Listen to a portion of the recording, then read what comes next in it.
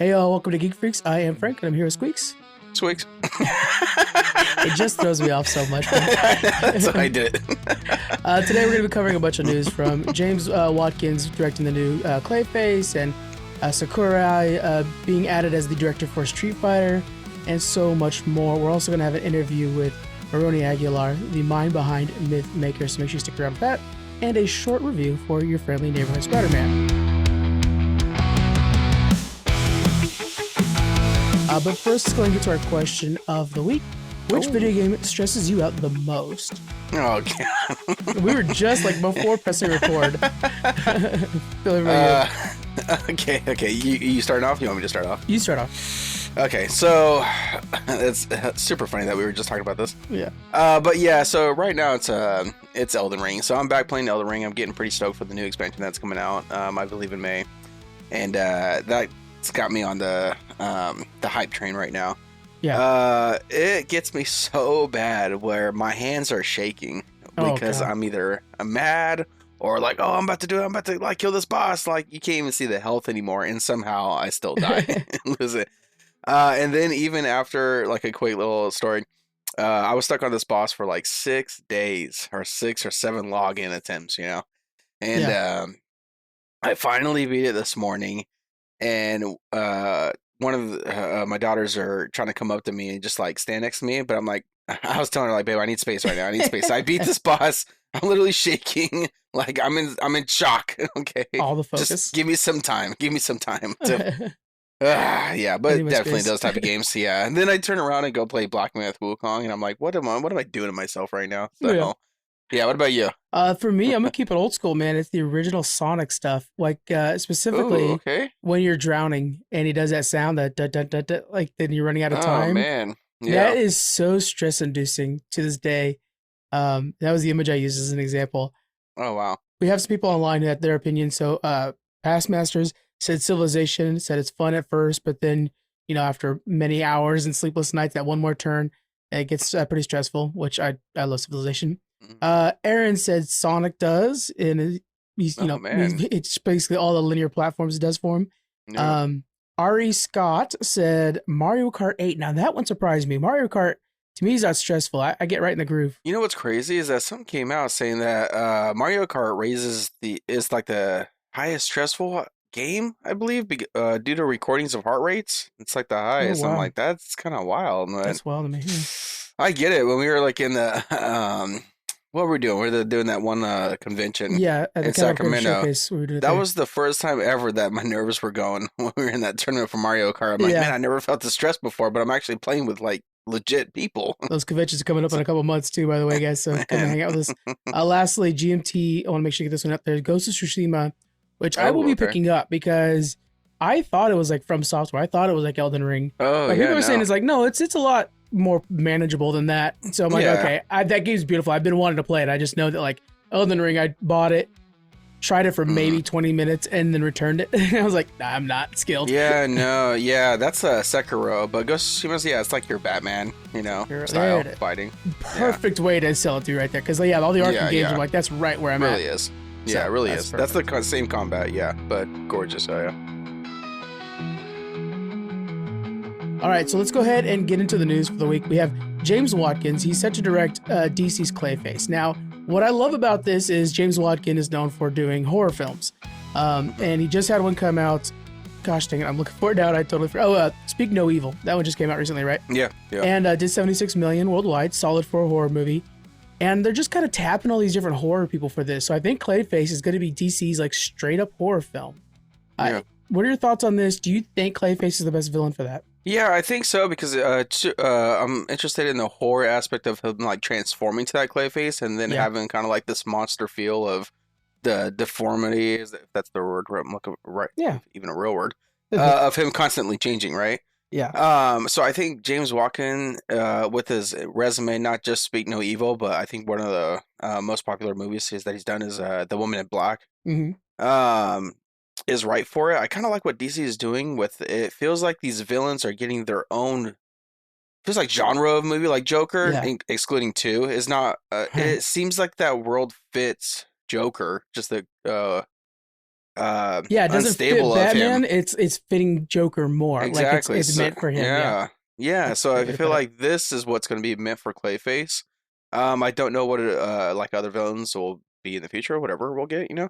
But yeah, I like how each one is gonna just have a different vibe to it. Yeah, I can't Do think you of a think better this will guy for it carry? too. Like I think Clayface is perfect Yeah. because it reminds me of The Thing, where it's just body horror. Oh, okay. You Yeah, know, yeah, yeah. like it's just like you watch it and you're like grossed out just to see that kind of stuff. I'm cool for that kind of horror too. Yeah, Um, yeah. you know, I've always said I wanted a Mr. Freeze movie and whatever, but I think going for the horror, I wouldn't mind seeing. I think it's Swamp Thing's DC's version of it. A Hmm. Swamp Thing horror. Oh Yeah, yeah. God, that seems like it's perfect. So Yeah. hopefully this works out well. We get more of those. Matter of fact, James Gunn, you know, the mastermind behind DC, and we're all just like worshiping him at this point. Just posted a picture where he had a meeting with Zack Snyder Yeah. in the writers' room. Are they gonna Yeah. team up for something? I don't know. Maybe it's like something, yeah, to have this expanded Justice League universe. You know, I know that's what he like created already, but maybe bringing his ideas in with James Gunn and having some Yeah, collaboration. Maybe something to what was his thoughts like with the dark side. You know, what was to kind of interesting. have him in? Yeah, Oh, to have him back. here's You like know. the wildest idea. What if he says Okay, you can keep going with the DCEU as well? I could just finish pulling that trigger to my head. Okay. Yeah. Use all the Yeah. slow mo you No. want. That would honestly, if I heard that news, that would honestly kill. Oh man, I think Everything. so. I think this would kill. Yeah, my whole excitement for what James Gunn is about to do with DC. Ah man, I couldn't. I don't want to see that. I want to see James Gunn's version of Justice League. Me So too. What I'm hoping yeah. he's talking to Zach about is doing more Watchmen because he did the Watchmen movie, and I think Oh, he did okay. a I really like good that job movie. for Yeah. that. Yeah, I Yeah. mean it's probably the most accurate to the comic book movie you could think of. Yeah. Heck yeah. Yeah. And so, if he was like greenlighting more Watchmen would be really good. It's not just that they're meeting in his writer's room. So it's like, Yeah. damn, that is something. But yeah, there are already a lot of bros that'd be like, oh man, this is it. This is what we were talking about. They can't give up on the Snyderverse. It's like, yeah, they can. Yeah. You can. And The I rest hope of you us do. have. Oh man. Yeah. Uh, Oh shoot. so we've got, I mean, James Gunn, his universe is kicking off real soon with the Superman movie. We just had Creature Commandos, which I thought was quite good. Yeah. And I just rewatched the old like 78 Superman movie, and it just, boy, got the hype even higher up. So I'm Mm-hmm. super excited for it. It's gonna be good. Next up, I'm probably saying this name wrong, so just forgive me on that one. Kateo Sakurai is going to be directing the new Street Fighter film. Now, I like that old school Street Fighter film with Jean-Claude Van Damme and shit. What is it that you need out of a Street Fighter film? Like we also have the Mortal Kombat on the way too, but how's it going to differ? It's almost like, do I want to see what like One Piece is doing, right? Where all that wackiness Okay. is still being true to it. So I'm not saying like Street Fighter is being wacky, but I do like those Hayoukens. You know, like let me see some fireballs, right? Yeah. Let me see Chun Li's leg just fucking 100 miles an hour, right? While she's standing on the other. I think that stuff is what's going to like really get us turned on. With all the, you know, it's just if you the more of the references, the better. Yeah. I'm a little worried with Sakurai. Mhm. Hopefully, I'm saying that right as well, because the resume is not that impressive to me. It's all comedy. Yeah, that worries me. It's interesting, yeah, because he's doing like the Eric Andrew show. Eric Andrew, Andre. right? Yeah, Andre, yeah. that I think he's directed a couple episodes of Twisted Metal. Mm-hmm. But other than that, I mean, I never gave a shit to watch that Eric show, and Twisted Metal was like all right, but I couldn't tell you what episodes it was his. You know, I'd have to look back and check it Yeah. out. But you know, Even Twisted that's Metal the is like, worrisome. it's like also not taking itself seriously. And I wouldn't mind Yeah. seeing a Street Fighter that does take itself seriously and like makes sense out of everything. Oh Because man, yeah, the idea that it's just like this global contest, like the old, speaking of Jean-Claude Van Damme again, why as well, he had a movie called The Quest, or there's even like Bloodsport, where it's like an event where people from all the different countries come together and they fight for, things. Dude, just show us that. Like, keep it small. Yeah. Have some M. Bison's just throwing a tournament on. I was just gonna say, yeah, maybe like that happens, and next thing you know, like at the end of the first one, if they make this like a multiple movie, right? Then have M. Bison like, okay, hold on, he actually has a team, and he's trying to do more than just put on a tournament, right? Yeah. But yeah, man, you're scaring me now because we're talking about the comedy. I do not want this to be some stupid comedy movie. I want it to be, you're gonna have some jokes here and there, right? I mean, come on, but nothing to where like this is. Yeah, like a full like label that's a comedy, not like an action Yeah, adventure E or something. Honda like Yeah. cracking jokes about like, I farted on you or something like that because he's the fat guy in the room. Like, come on, Okay. dude. Like, that shows Yeah, like how yeah. tight this could be. Yeah, I don't So need this to be a Marvel movie, we essentially, without the jokes. right. Well, Yeah. yeah. Yeah. By the way, did you have a chance to watch the new Captain America?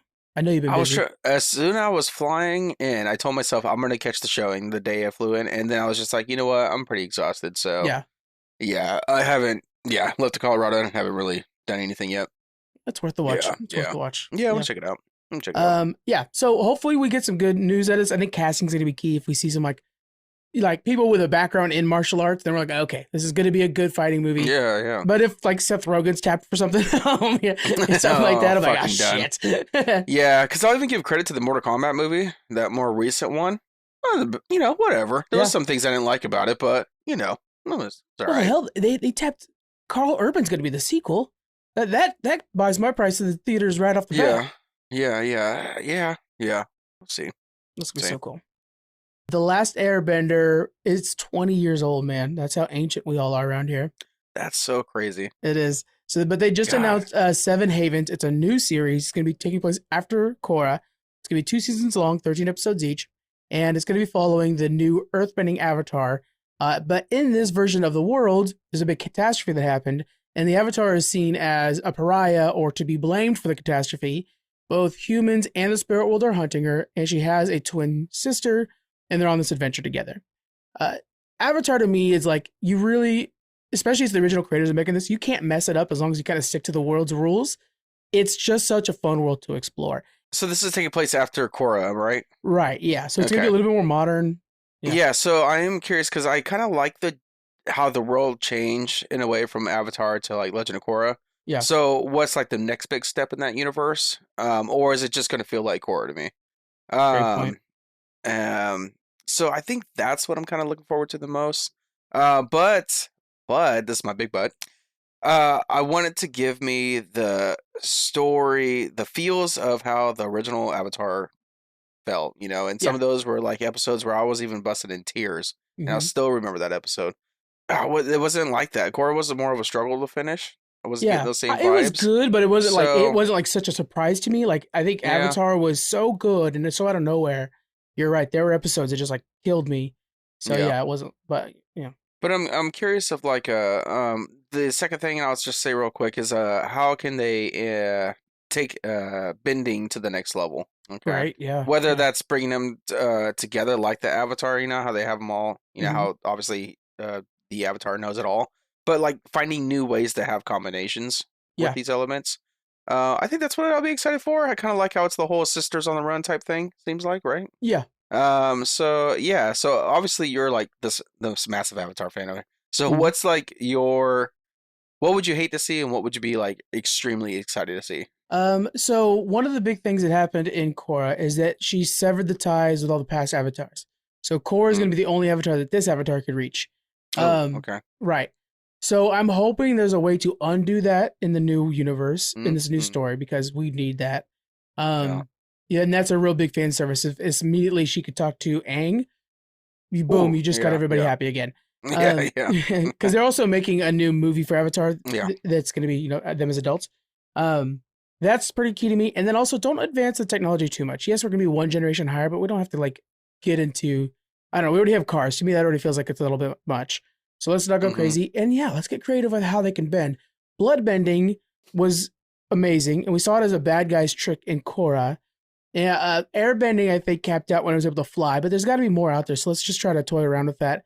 And I think there's some room to expand. One of the things that I want to try at one of these points, and me and Jonathan have been talking about it, like, at what point do you guys want to, you know, either make new characters for D&D, start a new campaign, take a break from this one, like, because that generally happens at some point. Because it could take like 6 years to finish off a campaign sometimes. Anyways, so they actually have D&D set in Avatar. So one of these times, I wouldn't mind trying that out with you guys. Yeah, heck yeah, that'd be amazing. That'd be amazing. I think I've seen like an Avatar board game or some type of game, a role playing game. One of these comic. They actually have like the D&D. D&D books that are like so that you could use like make Oh, the actual nice, world and nice, stuff. nice. Yeah, that'd be sick. I think you brought up a good point with the whole bloodbending. I would like to see more of, you know, if it's airbending, what is oh my god, I'm thinking like Magneto, right? Like Yeah. he do like electric and then the iron in the blood, right? Hmm. What's the next level for each element bending? I'm gonna see more of that. I'm gonna see like each of these elements, each like someone studying the element so much that it's enhanced each one. I I don't like that idea. Yeah, know. seeing Yeah, how making it even stronger. That would yeah. be nice because yeah, we get creative with it, but don't necessarily get stronger with it or something like that. Mhm, Um, mhm. yeah, it's and the other thing too is like when Avatar came out 20 years ago, it was the shining beacon of that kind of animation. Not just Yeah, the animation, but also like it's just really good storytelling. It just happens to be animated. yeah. The alternative to that was like Adult Swim, which were fun, but not necessarily super great storytelling. Now we have Invincible, we have X-Men Yeah, 97. yeah, Like it's just banger after banger. So it's not like it's in an empty room anymore. It's crowded. So yeah, it has to do something to really shine outside of just being nostalgic. yeah. Uh, it's an uphill battle for these guys. Yeah. Do you think that maybe this whole like harnessing the power and getting to know it better is kind of getting old, and maybe we need something like an Invincible of like maybe an Omni-Man, someone that comes in and just like, hey, I know this shit and I'm the hero. Do you think Oh yeah, the story is like a getting over with negative now? avatar or something like that that already You knows how to be know, the avatar. Maybe. yeah, exactly. Like we're seeing this a third now installment of Avatar, but like I gotta become the Avatar, or now this sister or whatever is gonna be dealing with like having to deal with his Right. powers, whatever. And it seems like coming to that role instead of someone that just is that role, and like let's Right. see some like fucking ass kicking. That would be interesting. Yeah. One of the changes they made from Avatar to Korra is, or from Aang to Korra, is Aang had no teacher, so he had to like really slowly Yeah, learn everything. And Korra was like just naturally gifted all the elements, but couldn't control yeah, them well and couldn't master air at all. yeah. So like maybe there's a little MacGuffin with that. Like maybe for some reason they just can't get earthbending or Mm-hmm. whatever it is. But it would be nice if there was just like this very like the White Lotus got corrupted or something like that. Like just Yeah, some really OP bender that is matching the avatar for step. That would be cool. yeah, yeah, Yes, yeah. especially with the spirit realm like fully open now. That's wild to me. Mm-hmm. Yeah, pretty exciting though. Yeah. All right. Next up, let's talk about how Marvel Studios is thinking about returning to the Defenders characters after Daredevil. And I mean, I'm crazy hyped for Daredevil, but Yeah, yeah. if we can That's get more right. Jessica Jones and Luke Cage, I'm on board. See, I'm not on board. I I don't don't give a know. shit. Yeah. So, yeah, like Daredevil. The thing with Daredevil and like Punisher, you got very extremely popular characters. I Yeah. really feel like in that Marvel universe, so that's what's pulling it Hmm. in. Now, especially watching watching a trailer for Yeah. Daredevil, Yeah. and you see him a lot and swinging around on top of like that suit, just kicking ass. I'm like, oh man, I'm this is the there. first time I've been excited about it. But I think what's going on is that Disney's continuing what they're doing the most, and it's saturating the universe, Hmm. like they did with Star Wars. Now, with like Iron Fist, I know he's gained some popularity. Let's just say at Marvel Rivals, right? Yeah. Yeah. But to see him in his proper universe would get me way more excited than just having him on the streets with Luke Cage and Jessica Jones. And I mean like universe as in like um maybe more involved with like this Asia type The Hand like feels. That would be nice. Yeah. Yeah. Yeah. I know But it's with just DC, but like the Ra's al Ghul aspect of yeah, Batman sometimes, perfect. Yeah. Yeah, that'd be perfect. Um but like Jessica Jones and Luke Cage, I don't know. I mean, I don't know. They're Could it just be that they're whatever to me. too ground level? Is that crazy to Maybe say? Like Daredevil yeah, can expand. Like we see Daredevil work with like things like yeah, the Hand is a good one, but also like Ghost Rider. yeah, So then he's dealing with heaven and hell stuff sometimes. yeah. But like it's like he partners up with them. But you don't see Luke Cage do that very often. He doesn't Mm, expand beyond the streets, and yeah. maybe that could be the problem. And like then, oh my gosh, him and Jessica Jones, it's just nothing about that is like appealing to me, and that's what I'm saying. We're just gonna get more shows that it's like, okay, whatever. I'm dragging my feet to watch. Yeah. Now if they were just like again characters to maybe I don't know, like the Daredevil, like they pop in and out, that's a little bit more exciting. But I could anything that's like like just Punishers. Defenders by itself, yeah, Hmm. like I just don't have any excitement to just Defenders because you're doing Daredevil. It doesn't mean we need to Yeah. revive something else. I mean, what do you think? Is I anything about mean, that pulls you in or what? Iron Fist, I have no interest in. You know, I think they got to redo just Iron because he Fist. Shit pisses like, you off in well, he's Marvel just Rivals. well, that is for sure. Well, yeah. Now I'm playing a lot of Namors. I counter that little asshole, but which is fun. Got me over here like J. Jonah Jameson, like, damn you, Spider Man. But with Luke Cage, I really liked his story. It felt so different than everything else. And Jessica Jones, her bad guy's super good. Yeah. She's the actress that plays, and I unfortunately can't remember her name. She's hella good at it. But she's such a whiny bitch, though, Jessica Jones. Like, you thought so? I didn't think so. Oh my god, just cried about everything, you know? Like, oh my god, just own your powers. God, shut the fuck up. What if they put her with? Here we go. I'm gonna watch you get tilted like crazy right now. What if they put her in a new show with She-Hulk? I'm one of the weird ones. Okay, yeah? I'm like, you know what? She-Hulk wasn't that bad to me. I didn't like the way it ended. I didn't mind the show itself. I didn't like the ending, but yeah. Yeah. I didn't care for that. There are definitely, like, I'm not like a massive fan of She-Hulk. But there were some things that kind of made me giggle and stuff, you know, whatever. I'm one of the few that probably thought like, you know, it's whatever. Not bad. But no, fuck no. No, I don't need to see that. Not at all. The detective and the lawyer? No? Okay. I mean, I like that. That sounds good. Good. I don't know. There was a lot that I feel like if they do something like with She-Hulk, they have to really change her up because a lot of the hate from her, right? Yeah. It's funny because they have to like tone down the comedy, I think, but it's like, okay, that's the one character you could allow comedy.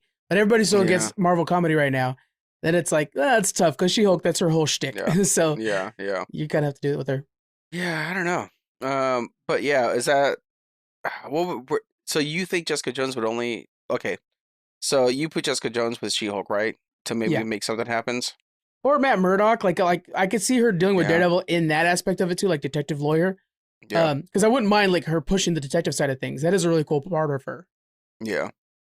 I don't know. But as is with Defenders, any of that pulling you in? I don't care about the Defenders part. No, I just really want like a Jessica Jones and a Luke Cage series. I don't want the two of them together necessarily. I mean, like I like when they're together, but that's not like what I want. I don't want to do a show necessarily, but I want a detective show, and I want like Luke Cage cleaning up corrupt people on the streets. Like that's dope. But I feel like the only thing that's gonna like reel me in for that is like what you said. If you combine them with another superhero, because they're too, like you said it perfect, too ground level, too like where I'm just watching and feel like a normal show. I mean, yeah. Like nothing special to it, but like a cop or something. Oh shit! Here we go. I'm gonna throw something crazy at you now. What if it's like Luke Cage, like Iron Fist got kidnapped to Japan. It was the Yakuza. Luke Cage in Japan, in Tokyo, trying to take on the Yakuza. Come on, a little bit good. Like doing basically giving like the Ronin stuff. You know what I'm saying? Yeah, that's cool. At least it's outside of like the Brooklyn or whatever it is. I mean that'd be something different. All right, Disney, that'd be interesting. Call it up. Sign them. We're talking a lot about Marvel today. Let's go ahead and get to the next thing here. Marvel and DC just announced at a new Comic-Con. Well, this isn't a Comic-Con; it's an industry event. But anyways, they're going to do a new crossover this year. It's going to be one book published by Marvel, one by DC. This was like in the 90s, the Amalgam universe. Yeah, like that's the best. Dark Claw is the coolest dude ever. I mean, he's so cool looking. What are your thoughts on these crossover events? What was your favorite one in the past? Stuff like that. Oh, I don't know if I have a favorite one in the past. Yeah. But I like what they're doing with the how like Marvel's going to get one and then DC's going to get one. You know, and then you kind of like, there's going to be a lot of the fans that just be like, which one's better than the other? Who did it best? Right? Yeah. But man, like it's. What a fan service, right? I love it. You know, like who doesn't want to see? Like for me, I'm thinking like, oh my gosh, yeah, of course I want to see the Thor, right, the god, versus where people think of Superman, which is like a god too, right? You got people saying that this is God to a real god, and then you got maybe Batman can like beat the Hulk, right? But strength and brains, right? You know, something like that. I always like Batman and Captain America. Like they're both fighting for good, but clearly one like they didn't have different ideals behind that. Yeah. I mean, I even got to like, I wonder if like if I'm saying it right, Starfighter, whatever. Starfire, versus like Human Torch or something. You know, like great I want to see these things, and if it's just gonna give us like a little snip of that type of life that we'll never see really like continue. Like tease me a little bit, you know? Right. Yeah. A lot of the comments that I've gotten when I was posting about this was saying like they don't want the 1v1, which is kind of the common trope. But then people were like, well, this time Superman's or Thor's gonna whoop Superman's ass. Like there are people who want like return beefs, But I think it would be cool to see the assembled Avengers and assembled JLA fighting, which has happened in the past. But to me, that's really cool. Is when you actually get like this teamwork aspect going against, I don't know, pick a third thing, whatever. Like Brainiac works with Ultron. God damn, I just wrote it right there. That would be so sick. Holy shit, that'd be like awesome. Working together type thing. Like Brainiac and Ultron like meld together. Holy cow. That would be insane. I would definitely freaking, if I could actually see these heroes fight together instead of fighting against That's each what other. I'm saying. Like how that would be so freaking cool. So way better. Way much better of a read. Oh my god, yeah, you're just saying like who shoots better arrows, and you just see like Hawkeye with Green Arrow next to each other, and they're like tag teaming it, you know? Yeah, man, that'd be so cool. Yeah. So hopefully we get some sort of thing like that, like something rips the dimension open or whatever. I do like that. So DC's been open to this project for a while. Marvel is just now coming to the table, and I think it's because Marvel's trying to step up their comic book game. Meanwhile, DC's got this absolute thing going on, which I think has been a bit of a banger. Like a lot of people are enjoying a lot of their books. Yeah. Marvel's kind of hit and miss right now. What are you mostly reading? That's funny that you say that. So I'm reading actually on both sides of the universe. I got let me get the names right here. I got Captain America from 2023. This is, let me get you some details here. Written by Michael Starisky. Okay. It's basically, I like it because it's just like grounded Captain America, just trying to like live both sides of like trying to relax at the same time, but he's always saving the world, whatever. Yeah. Other characters pop in and out, so I like that a lot. And then on the DC side, I think I've told you I was reading this and I really liked it a lot. Was World's Finest. Oh, yeah, such a good book. Yeah, such a good book. I think it's like perfect because you know me, said it all the time. I like just like the originals of things, and this really feels like the original Superman, original Batman, just teaming up and having new stories. And I definitely love that. They just actually announced a new Batman line, by the way, coming out later this year. I saw. And they showed the art for it, and I'm like, that's just good old Batman. Good. Yeah, because Absolute Batman looks neat, sure, but I'm not interested in it really. Give me a good old cut. I mean, I think for him it's like a little bit blue or something like that. But I'm like, cool. I'm down for that. It is. Right now I'm reading Monstrous, but I just finished rereading Dark Knights of Steel, and then I just bought another Superman book. I can't remember what it was called. Damn it. It's sitting by the door that I have to get through next. So I'm just trying to that's my whole thing this year is like comic book wise. I want to read through a lot of trades, and I just like, all right, before you go to bed, read a little bit, kind of get through some of these bigger trades so that you know a little bit more about what you're talking about when you're podcasting, basically. What do you mean, dude? You're the smartest guy here. Come on. Oh, please, dear God. In the comic book universe. Oh, no. Fake it till you make it, y'all.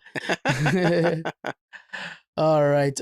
So next up, we're going to be going into the changes that are happening to Marvel Rivals.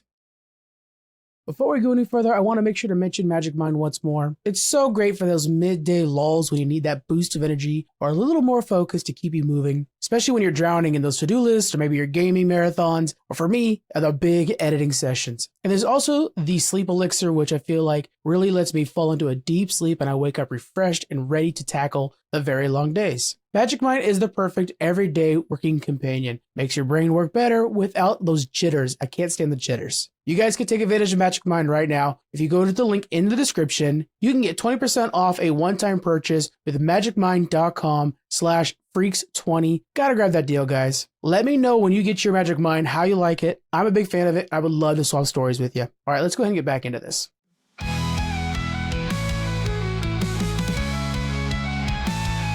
All right, so Marvel Rivals just had the big patch 1.5. I know you've been in Colorado, so you probably haven't touched this thing yet, right? I have not. Literally after we're done recording, we're doing that. Oh, yeah. So the thing, Human Torch, one's a Vanguard, a tank. The other one's a duelist, a DPS. And they're playing uniquely. So the thing is a brawler. He plays a lot like Hulk, but he doesn't have the jump at all. I can counter him pretty good on Scarlet Witch. He does mess up my name more pretty good. Human Torch looks so easy on paper. And they were calling him 3 stars. I'm like, what? I don't think he's 3 stars. Then in game, because like you try to create these like boxes and stuff like that to like create these like fire boxes. That is a little bit harder to actually master. It's a ton of damage if you can get it down right, but it's so chaotic. And like if they don't hit, then it's like, oh no, I didn't land it. So then I got it. And meanwhile, I just get picked off by some dude with a gun. Yeah. So it really sucks. But they're pretty cool characters. And then we have the entire Fantastic Four, which is cool because they all have a team up together. Like Sue Storm gives everybody a shield ability. Yeah. But it's cool when you see like all 4 family members together in a team up page. That's cool. Yeah, because I don't think we've ever seen it that many as a team up, right? It's usually 3. Three's the most. Neat. Yeah. Yeah. So it was cool to see them all together. I'm just a Fantastic Four fan again. Yeah, I've read a lot of Fantastic Four, like not like super far back in life and not like really recent. Yeah. But I do appreciate the skins that they have for Human Torch and the Thing. Yeah. And it's like, man, this NetEase is going like deep into lore because some of that Human Torch one, from Annihilation. Zero, yeah. Oh my goodness, who thinks of that? You know, like I would never in my life. And then like the Thing one, like okay, that's just like you've seen that one forever. The trench that's just because they want a lot of money. How would you not? Right? How would you not? Because I'm ready to spend that money too. But yeah, some of these skins that are like so wild, and it's like I don't know what it is. If they just like looking things up real quick or a true appreciation. There's some comic book fans in that company, I think, that really know like. To be. Yeah, because I think for Human Torch, I think a company who wasn't familiar with the comic books would have done like, I don't know, Blue Flame or something like that. Like they would have just made something else fiery based. But no, they were like, let's pull from the comic books, and then like they amped up the skin from what it is in the comic itself when he got stuck. In What is it? I forget what that area called. It's negative or Annihilation or Negative Zone. Yeah, Annihilation is like the book, or Annihilus is the bad guy. But yeah, it's like the Negative Zone or whatever. But whatever. Yeah. But yeah, anyway, so it's a great story. And it's actually what I kind of wanted to do after after all the Secret War stuff's done. But yeah. But yeah, so that was a really cool pull on that one. And even like his like win ability, he actually has the rod that he gets from the comic. He holds it up and it lights up, and it's actually in his arm in the game too. It's like that's so cool. Good. That's cool. It's incredible. So how do you feel at like these characters right now? Do you feel maybe like, oh, this is, you know how when a character comes out for Overwatch or like something like, hey, this feels broken, or this is kind of pissing me off. They need to kind of, downgrade it a little bit. Do you feel that vibe with these two characters, or do you feel like they're pretty solid?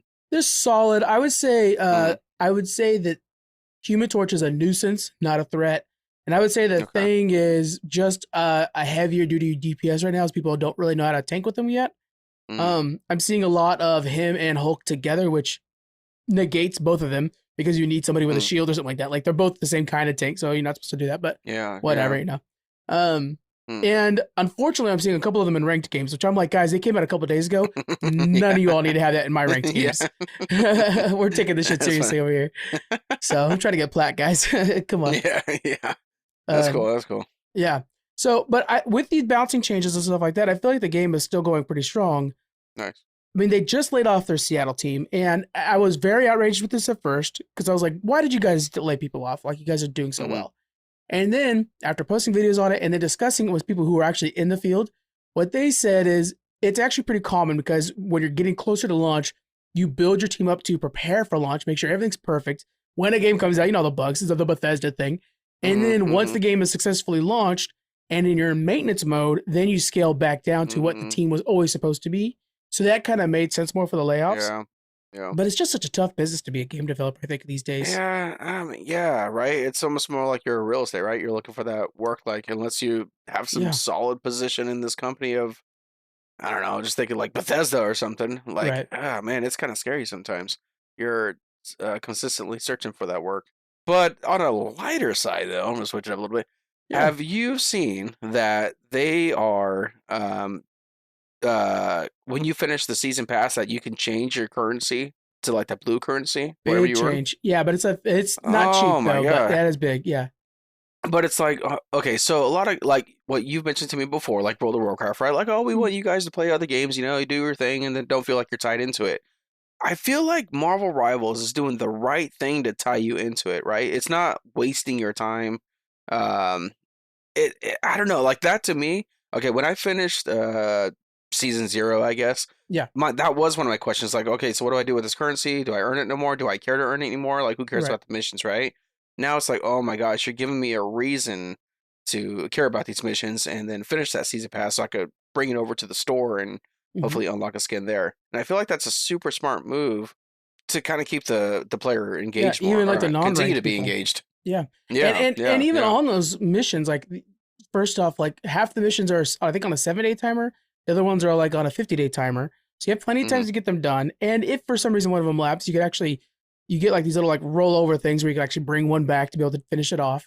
So you're not like pressured to log in every day, And then if you do log in every day, or once you get them done, you don't necessarily need to be on. You're not going to farm any more battle pass stuff. So it really is like, it is both things. Like if you want to just grind this out, they're gonna reward you for that with cosmetics, not any gameplay improvements. But also, if you don't want to do that, you're not gonna get behind.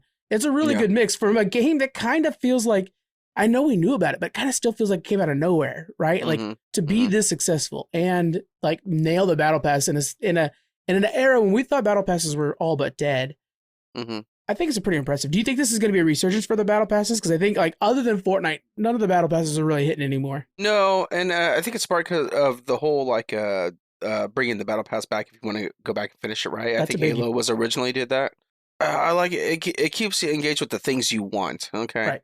So if I like this current one, this whole vampire theme, whatever, and maybe the next one's going to be, I'm just going to say, fucking outer space, whatever. You know, I'm like, I don't really care about, you know, those cosmetics, whatever. I could be locked into this one. So like the battle passes are still, I think so. I think they're enhancing now. That now it's and it doesn't feel like Fortnite where I have to hit a level 100 to get the skin that you sold me on in the fucking trailer. You're getting a lot of skins along the way too, which really feels rewarding. Yeah. I think it was like I was playing Fortnite and it was the Marvel series, whatever battle pass, and the level 100 was like, or super high up there was Wolverine. And I'm just like, what the shit? Like, I don't 100? Yeah. So, and this, I haven't got that vibe yet at all, where I'm struggling to reach the end.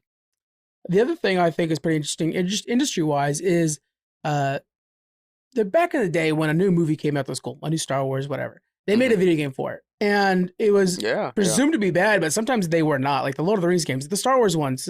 Remake them, please. And so I'm wondering, because NetEase was thinking about canceling this game because they're like, well, it's not original IP, so we wouldn't fully own it. So they were thinking about canceling this game mid-development. Oh, man. Decided to go through with it, and now it's just raking in the cash. Yeah. Do you think this might be a resurgence for IP games? I mean, you like said some of the greatest games ever, like especially with the Lord of the Rings, like or the movies. One of my favorite ones, and I just watched it recently, getting myself ready for Brave New World, was my favorite. I think the greatest Hulk movie with Edward Norton, and I played that game like crazy. I even owned a T-shirt of like that game cover. Like, not to spoil it, but Brave New World is a sequel to that movie. I know. That's why I watched it. I heard. We'll have to talk later about the decision on that and how that flows over to what's going on now. But anyway, fuck yeah, dude. Like hell yeah. Like I want to see I wish that if a Superman movie came out that they would somehow do some type of like Superman video game, Yeah. Because all it is like keeping that hype longer, it's just keeping the name out there, especially with social media nowadays. Man, imagine if I was playing, like we were playing like Lord of the Rings: The Two Towers video game after watching Lord of the Rings. Oh, I know. Like, oh my gosh, like the conversations of Lord of the Rings: Two Towers would continue to go. Yeah, House of the Dragon game where you're sitting there doing like dragon battles, or it's like it's play Civilization but in Westeros. Like it would not be hard to make goddamn. Why are we coming up with great ideas? We're wasting them on a free podcast. Stop. Somebody's gonna steal them. Hit us on the Patreon, guys. You're paying for these ideas. But yeah, I really think like those IP. And I remember when like they announced was it a Revenge of the Sith game that it tied into the movie? They were also talking about like, hey, we also made a new development in the technology of the bad guys where you see the stormtroopers like try to hang on if you push them off the side. And it's like that's video game development progression in the technology that happened in a Star Wars game. It shows that there's something there when you just make those games and you get them out there that could be really solid games. Yeah, those Lord of the Rings ones. I remember the Helm's Deep battle in the Lord of the Rings game. Man, so good. It was so good. Man, I actually own that on the PlayStation 2 still. If they remade that, oh god, sorry. Oh my god. A little side thing because there's some leaks going around. So I got 2 leaks for you I want to throw out there. It's kind of off topic. Oh god, okay. One leak is that they're thinking about bringing back, or that there's apparently going to be an announcement very soon that is going to be the Pokemon collection. It's going to be the first 3 generations on the Switch. Are you buying that? Dude. Hell yes. That's like a pre-order. I'm actually going to go to GameStop and pre-order that. How wild is that? Oh man, yeah. Oh fuck yes, man. That's without a doubt. You Yeah, know, going to like your Pokemon home? Like hell yeah, yes. like I play like the emulators, whatever, on the phone. But no, Of if I course. could play like back in, make it feel like I'm playing the original Pokemon on a Nintendo device, like I did in the Oh yeah. '90s. Yes, That's such a yes, solid idea. The yeah. other leak is that so right now we're dealing with Dracula, which I love that they Mm, brought in Dracula. People don't know that he's in Marvel Comics and he's freaking awesome in Marvel hmm. Comics. But the next one is going to be Hellfire Gala, according to leaks. So it's going to Alright, be, Gala. yeah, Okay. X-Men, Krakoa. And so we're going to, like, we already have some Hellfire Gala skins in the game. So we'll have more of them. And it's going to be just basically Okay. like the X-Men and, um, God, what else happened to there? I think that was when we got what was the big event that happened at the Hellfire Gala? I can't think of his Cable. But yeah, it was the attack on Mm, Krakoa. But we had it just in X-Men 97 too, like they had that attack on, maybe that was yeah. Genosha. But you know what I'm saying? Like, Genosha. yeah, Yeah. Yeah. yeah. So, Yeah. You know what though? So I saw like very well done skin or characters that were going to come out the way they looked, and it was yeah, Gambit, Nightcrawler, Beast, Rogue, and Jubilee.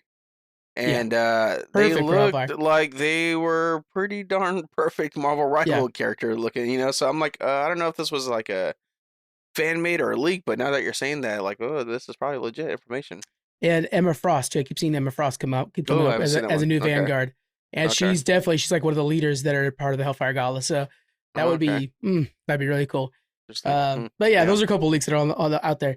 The yeah, other thing I want to talk about with Marvel Rivals too is everybody talks about like, oh, this is just an Overwatch clone, and yeah, yeah, but frankly, it is. yeah, Not that I'm not playing the hell out of it though, yeah, yeah. But then Overwatch came out with a ton of announcements with this new patch that came out. Have you had a chance to watch all these announcements that came out? No, and I actually want to ask. I was making sure we didn't skip this because I did read the Yeah. notes and it said Overwatch response. So I'm really interested in hearing what these responses were.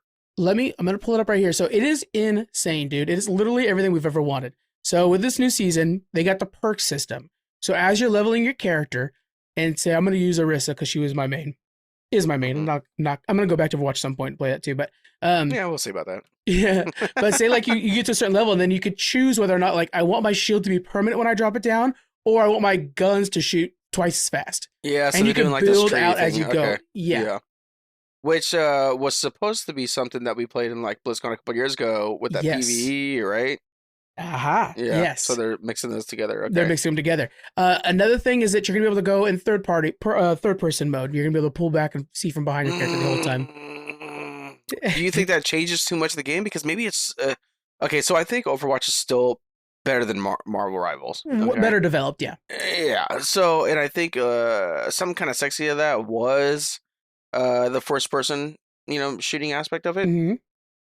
But I kind of was like, oh man, we spent so much money on, well, I have at least, on skins and stuff. And it's like, okay, now I could, like, instead of showing them off to you, now I can see it myself, Yeah. while in combat. So what do you think? Do you think that I'm definitely changes cool too with it being much? like two different game modes. Like you can only Yeah. play with other people because then there's the like where you can peek behind walls if you have that pulled back. So Hmm. there's that. But I Oh, mean, yeah, that's true. That changes a lot, huh? I think it's something that is an easy addition to the game, honestly. Yeah. So might as well just have the over the shoulder. I think it'd be working well. Mm. They're supposed to be also adding, so like a lot of things we're seeing for people who have been doing the playtesting is one of the big benefits to Marvel Rivals is that you get your ultimate fast. And so you feel awesome all the time. They're increasing the rate in which you'll get your ultimate in Overwatch as well. So you'll get your ultimate more often. So things feel cooler. And like some characters are just straight up amping up their damage.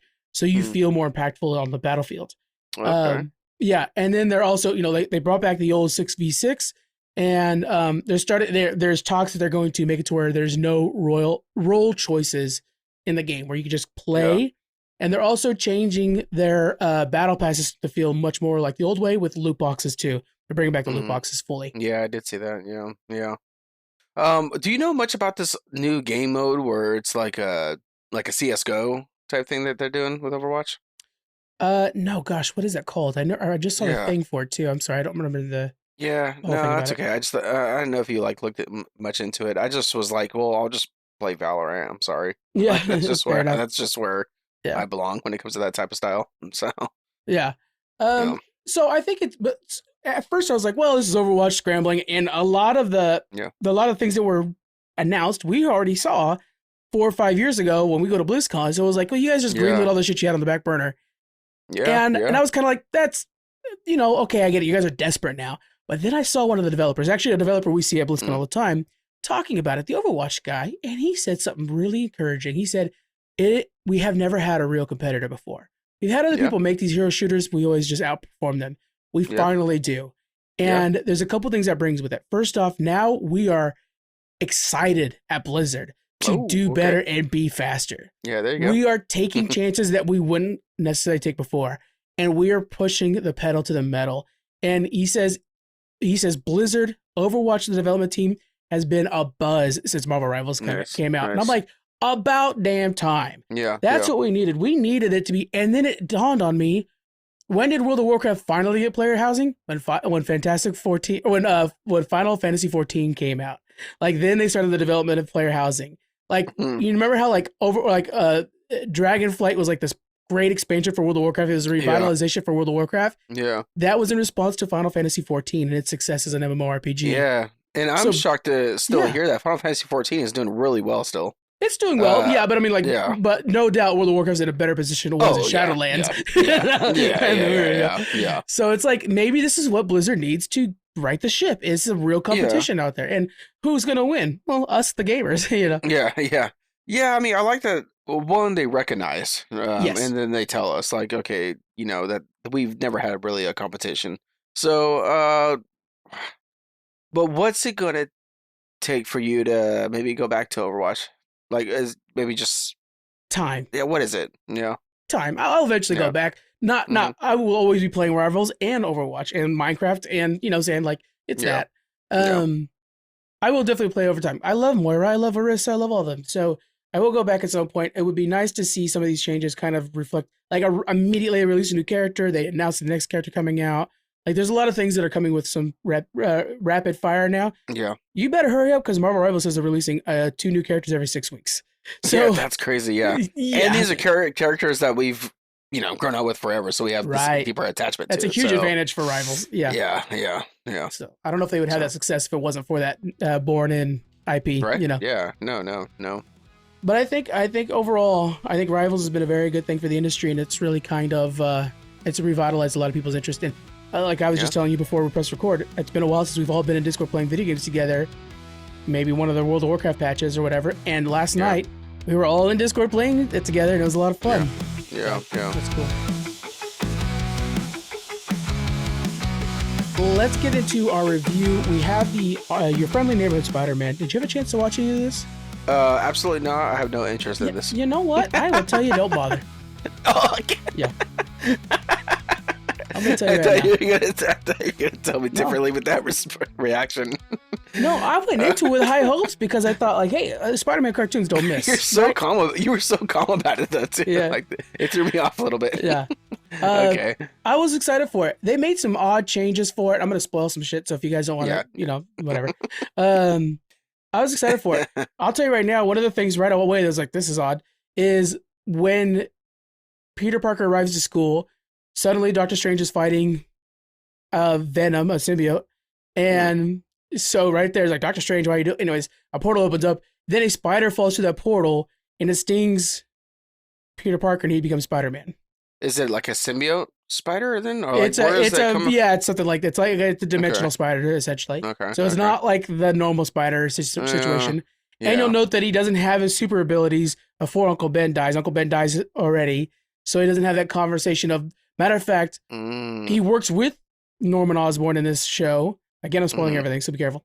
And Norman Osborn tells him, with power comes great respect. And that's how he uses it. And it's like, no. So it's like everything's off in this world. And it just, why is it off? Not happy with any of this, Yeah, that's such a massive tagline to kind of change. But yeah, I thought we were getting like the Amazing Spider-Man from like back in the 90s. Before, And I saw this, and I saw just for like some of the changes that they had in the trailer. So now that you're telling me like stories being changed too, like absolutely not. No. Right. No, the only thing I really thought was improved was Tombstone, the character Tombstone. I thought they did a really good job with his character, and he might be something I want to follow into the future.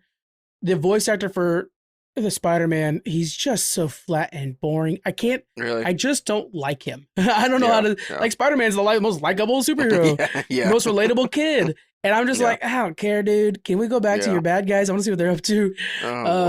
It was very lackluster. And then, unfortunately, and I'm such a timey-wimey guy, but I love all time travel shit. But at the end, Spider-Man's trying to like take down this portal. I don't want to give too much away, but Doc Ock's there, everybody's there.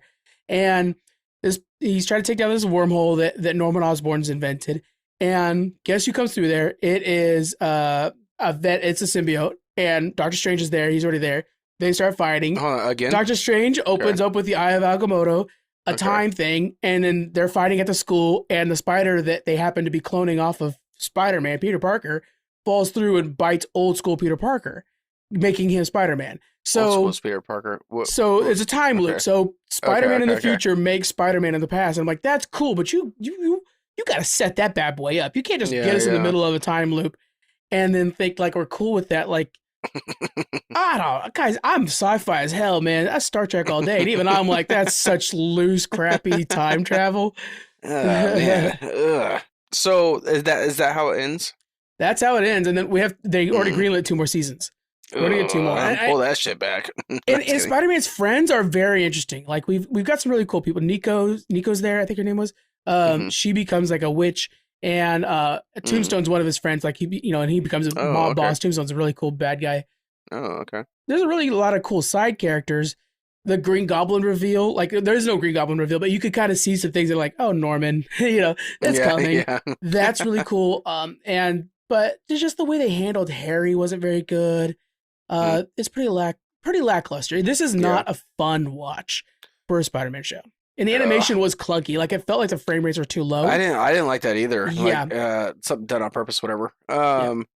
But Mary Jane, is she in here? Not in there at all. And his Spider-Man suit's not in there till like the second to last episode. So there's that too. Because he has a couple different suits, right? Yeah, there's a couple of them. Yeah. But like the actual like blue and red, I think it's the second to last episode he gets it. Which is like, no, Daredevil fucked that up one time. Don't be doing that no more. Yeah. Okay, well, I'm glad you confirmed that just to stay away from this thing. Yeah. I know I recommend a lot of stuff to you. I'm gonna tell you, you can see it. I'm giving this one a soft 6 out of 10. I won't be watching season 2 or 3 personally. Yeah. And this just goes back to saturating the Marvel universe with just dog shit, Yeah. Well, I mean, it would have been a good entrance point for like kids. Like if your kids were like, if you're trying to fight, like for example, Marco's getting her into Spider-Man right now. Yeah. But because he likes that Spider-Man Amazing Friends thing where it's the 3 of them doing things. Yeah. And so I'm like, oh, cool. If this is a new Spider-Man show for him to get into, we can expand his geekdom. But I'm like, nah. You sit his ass down and put on the Amazing Spider-Man like we grew up watching. That's what you get into. X-Men 97, like, like pull up with the animated Batman. But you know what? That's perfect though. The 97. That's allowed. Oh yeah, I love X-Men 97. It is some of the best. I just today actually put it out on Threads. Like Magneto was right, just because I was like, it's been a while since I've tweeted about it. So, but yeah, so I'm giving that again, guys, 6 out of 10. Yikes. Mostly because there were some really good side characters. Otherwise, it probably been a 4 out of 10. Frankly. Ugh, yikes. Ugh. I know. I don't like doing it. Yeah. All right, let's go ahead and get into our interview with Moroni Aguilar and his book, Mythmaker. Moroni Aguilar. How you doing, Moroni? Good. How you doing, Frank? I am doing wonderful. We're going to be talking about Mythmakers today. This is your 4th book now that you're putting out for Mythmakers. Can you break down what this world is like, what the story of Mythmakers is? Yeah, so Mythmakers is a story about a group of different heroes from around the world who kind of came together, sort of like an adventure type event where a big bad just kind of showed up, and they happened to be there or kind of come together at the time to defeat this enemy. And that's kind of like our connecting first 2 issues. But the story of Mythmakers is really a family story. You got this group of misfits who are very different. Again, they're from around the world.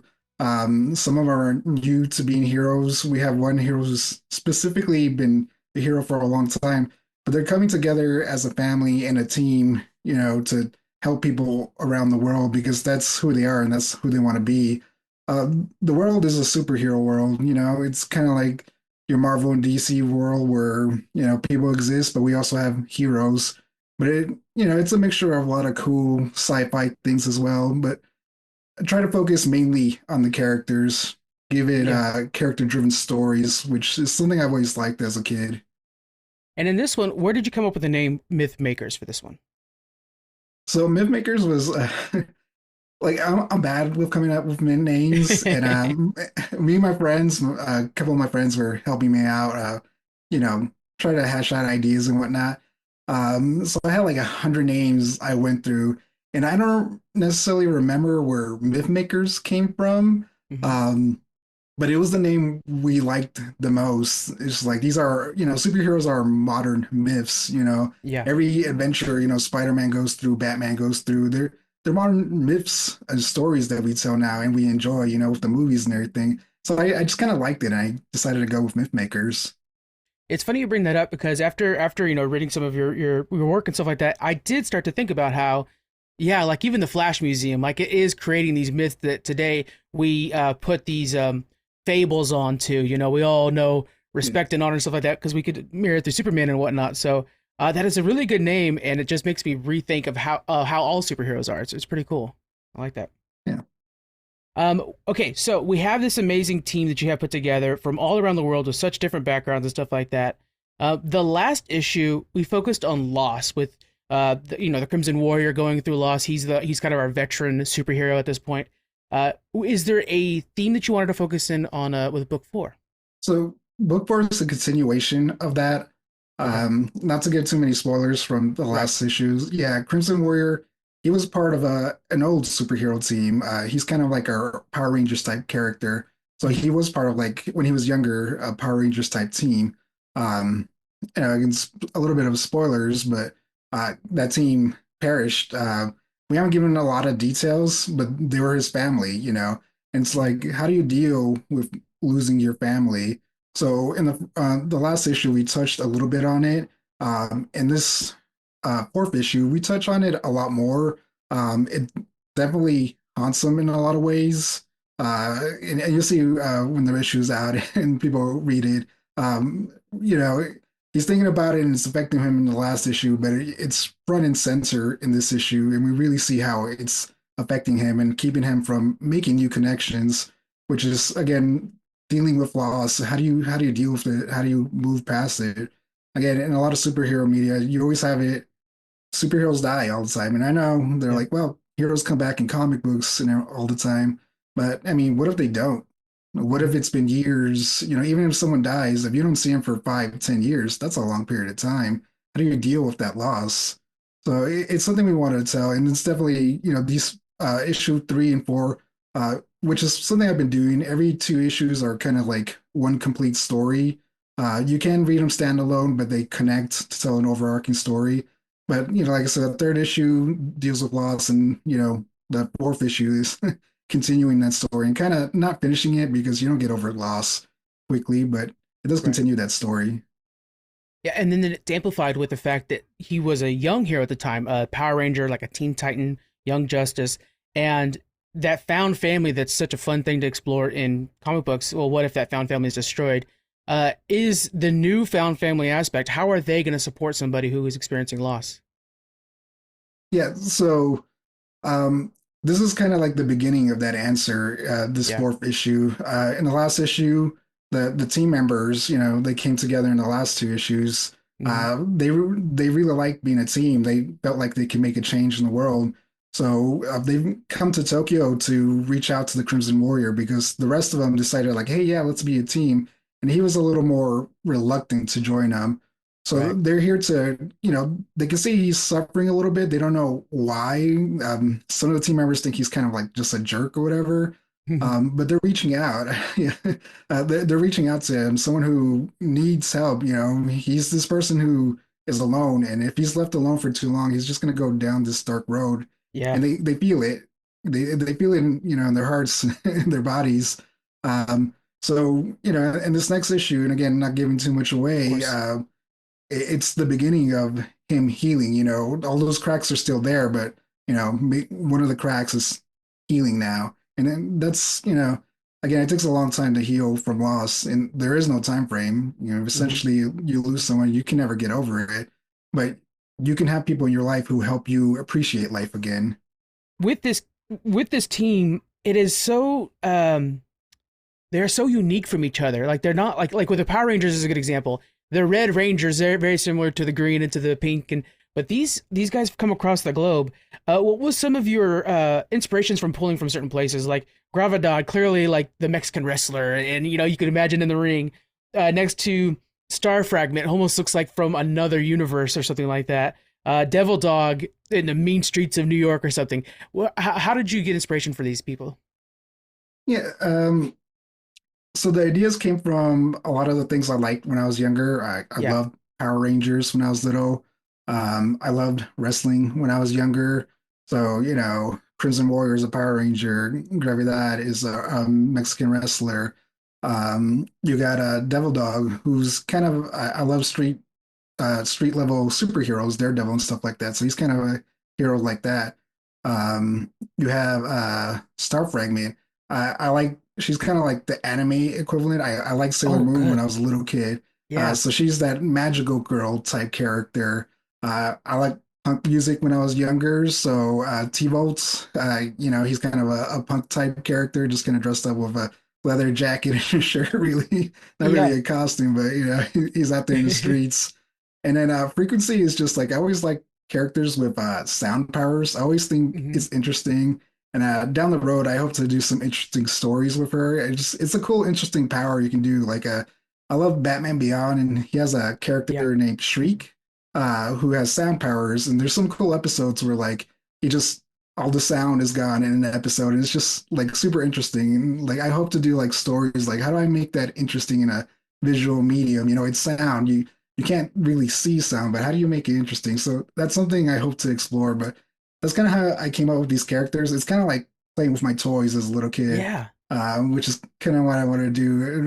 I was thinking about it. I was like, if I made my own team, I could be like, oh, let me pull Batman and Superman and Spider-Man, But Yeah. I'm like, that is cool, and it's cool to see that in comic books. But realistically, like, go all out, Why Oh wouldn't you yeah. pull from like, I love the Red Ranger, let me pull the Red Ranger or whatever, or Rey Mysterio, let me pull Yeah. Rey Mysterio. How would you work with these superhero characters, So just stuff like that, yeah. That's where my ideas came from. Oh My yeah. love and interest. And most of us kids didn't have matching action figures, so yeah, Mhm. no doubt we had. I remember having like Raph from TMNT fighting some random wrestler I had, and I don't know. We'll find a reason for them to fight it out. It was fun. That's how Yeah, you did yeah. it. Exactly. When you're working on these comics, first off, is this your first comic book? Myth makers, yeah. I mean, when I was little, I used to draw my own comic Right. books and stuff like that. But an actual printed comic book, yeah, Myth Makers is definitely the first series that I created and printed. So what got you to start doing comic books in the first place? So I love animation. I love comic books. Animation got me into comic books. I used to watch, Batman the animated series and Yeah. Spider-Man and stuff like that. And it got me into comic books. And when I was younger, I wanted to be an animator, which I ended up not really pursuing as I got older. It's Yeah. one of those dreams. But I always love art and I always want to create and tell stories. And then around 2018, I saw a lot of people on like Twitter and stuff talking about making comics, and I've seen people make indie comics, but for some reason it clicked. I was like, hey, Yeah. I can make my own comics. Put it on Kickstarter and potentially print them. I'm not thinking I'm gonna make like a ton of money, but it'd be fun to do that. If I'm gonna create comics, that'd be a way to do it. So that's kind of how I saw other indie creators out there just creating comic books, and it definitely inspired me to, hey, yeah, why am I not trying to do this? It's something I love, and we should all pursue our passions, even Yeah. if we don't do anything big or spectacular. Do what you love. I love comic books. I love making them. I love creating characters and stories. It's a fun thing to do, and you know, said, yeah, let's do it. Let's Yeah. do it. So 2018, over the past 7 years, what have you learned in the comic book journey? Oh, I've learned a lot. I learned a lot. I was never the greatest writer in school or ever. I never thought I was going Mhm. to be a writer. Like reading, writing, I can do that. But not to an advanced level. So learning how to write a comic book script was a process. Learning how to hire an artist, to Yeah. design characters and working with them, designing those characters, hiring someone to draw the comic, hiring someone to color the comic. There's like a lot involved. I had my first two comics I lettered myself, and so I had to teach myself how to letter and how to use a bunch of driven programs like Mhm. Krita and Inkscape and stuff like that, and the rules of lettering, Yeah. and how to market yourself. I'm a quiet person in Yeah. real life. It's hard for me even to go on social media and talk or post things. A lot of the times, it's something I'm still working on, but that's definitely one of the biggest lessons I learned. Just like you got to put yourself out there. That's definitely advice you hear from people. Is like, you keep telling people you have a comic out there because they're not going to see it. You just gotta, keep voicing yourself and putting your stuff out there because you're thinking like, oh well, I'll put it out there. But with social media, everything moves so fast. Like even Yeah. if you post like 100 times a day, there's not a guarantee that 200 people would see that. Hmm. So that was definitely a big thing I learned. But yeah, there's a lot of different things I learned through the process, creating, marketing. It's definitely a lot, but it's been a fun journey. With the world building that you're doing here with Mythmakers, how big are you wanting to extend this world? How far are you wanting to take Mythmakers into the future? Uh, so one of my dreams is really, I would love to make like 100 issues of a Nice. comic book, Hmm. and I have a lot of stories and ideas. So with 100 issues, that's a bunch of different stories, a ton of new characters, which expands the world. Like I have ideas for new characters. Um, But also, I have characters that I want to introduce into this world that, probably have their own solo comic. Like, after this fourth issue, I'm working on getting another comic book issue, just a one shot from another character who is kind of part of this world. Because one of the things I love about superhero comics is that you can connect different characters, not necessarily by them meeting, but like, let's say in Marvel, there's that Hydra or AIM or whatever. Yeah. There are these organizations that exist. So Captain America can fight him in their issue, but Spider-Man can fight him in their issue too. So it connects their world. So that's something I hope to do too. Create like evil organizations, or even just like in Green Lantern. The Green Lantern Corps exists. There's the rings and everything Yeah. like that. So these myths and powers that connect different characters, and maybe they're not sharing the same book, but they're sharing the same world. So I mean, it's a dream. I think a lot of people dream of creating big superhero worlds, and I'll see if I ever get there. But in a dream scenario, it'd be a big, massive world, and the myth makers, even if they're the least, uh, at least like characters, they're still going in their own ongoing. Yeah. Now, with this world that you're building, and say, hey, 100 issues, it's out there. You could totally do that. Are you looking at building a long history? Because you're saying this is a world that already has multiple superheroes in it. When were superheroes first introduced into this world, or is that already kind of built into the story? So for a lot of the characters, actually for all the myth makers, I do have uh backstories for them, Mhm. specifically for like Crimson Warrior. He's been around for a long time, but his powers have been around for thousands of years, kind of.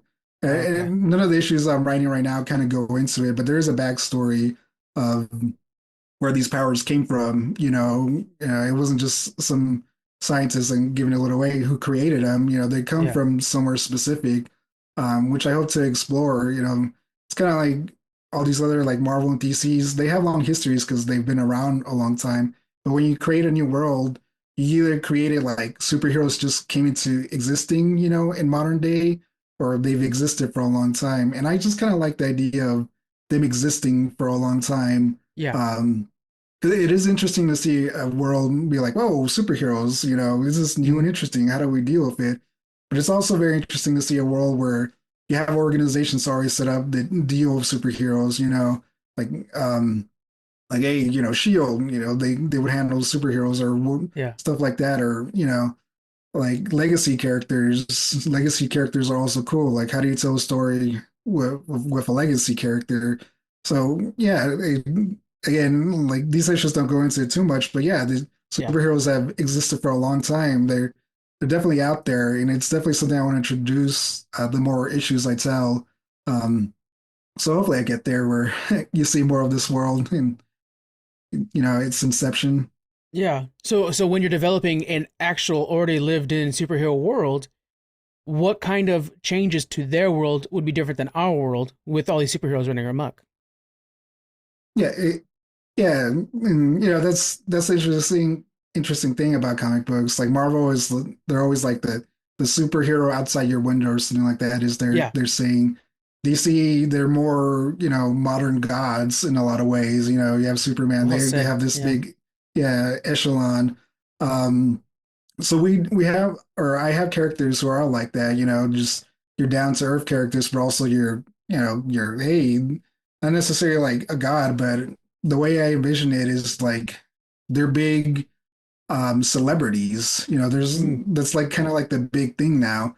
Not necessarily someone you worship as a king or whatever, but you worship them as a celebrity kind of thing. So yeah. there's heroes like that, and the myth makers. You have some powerful characters. Like again, a lot of these characters are new, and they don't have the greatest handle on their powers. In a real world, they'd be like gods, but they're really normal people.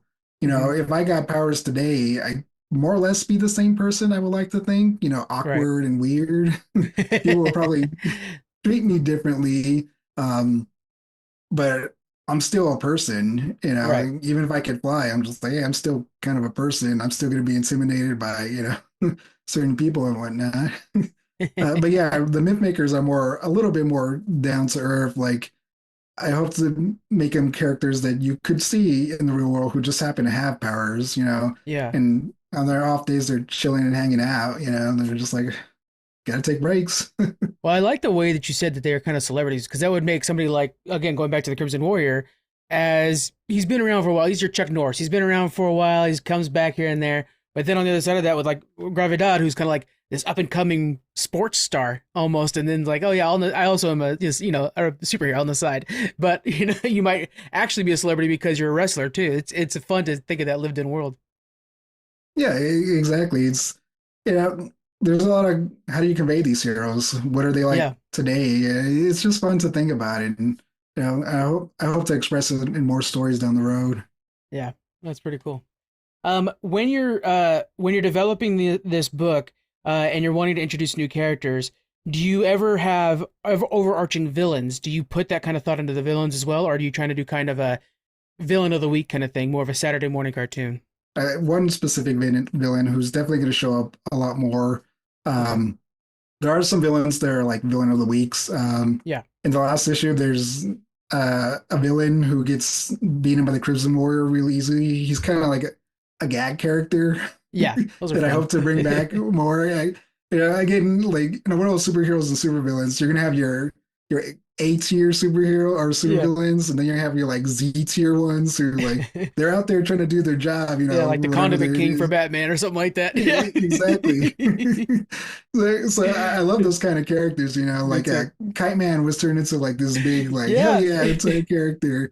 So they're fun characters. And I know people are like, yeah, look at that loser character, but like Yeah. they return for a reason, they're Hmm. fun characters. And even though they might not be the big bag who's returning all the time, it's fun to see them, they're Yeah. trying, they're You trying their almost root for best. them too. You're almost like, come on, buddy, you can Yeah, get this bank. exactly. Yeah. Oh, that's a blast. Well, I hope Sunbreaker and of course Myth Makers really continues to keep growing. The art is wonderful. The story is fantastic. I can't wait to see where it goes from here. Where can people find you, Moroni, and follow your story?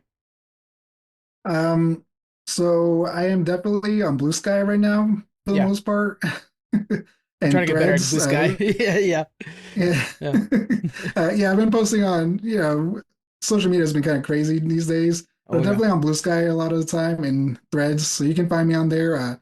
Sunbreaker E, I think is usually my handle. It's Hmm. Campbell Entertainment.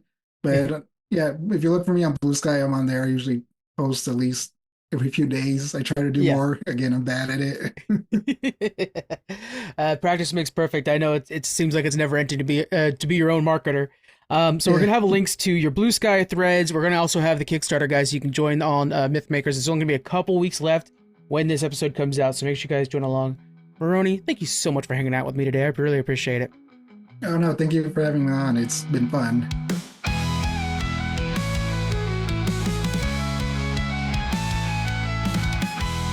That was Moroni Aguilar and his fascinating world of Mythmakers, hearing about the process of going from inception to physical comic book, and now a publishing company is fascinating. We have the extended interview over on the Geek Freaks interview standalone podcast. Go ahead and check that out, guys, for an additional 10 minutes of conversation. And we also have on our website an article all about Mythmakers and our discussion with Moroni. Check that out, guys.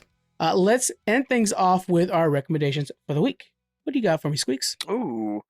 So if you haven't picked it up now, if you got to buy it, or if you happen to have a Game Pass, gotta check out Avowed. I really enjoyed it so far. And I didn't know you were playing it. Oh yeah, man. I'm a fucking Harry Potter in that shit, bro. Just how far in are you, by the way?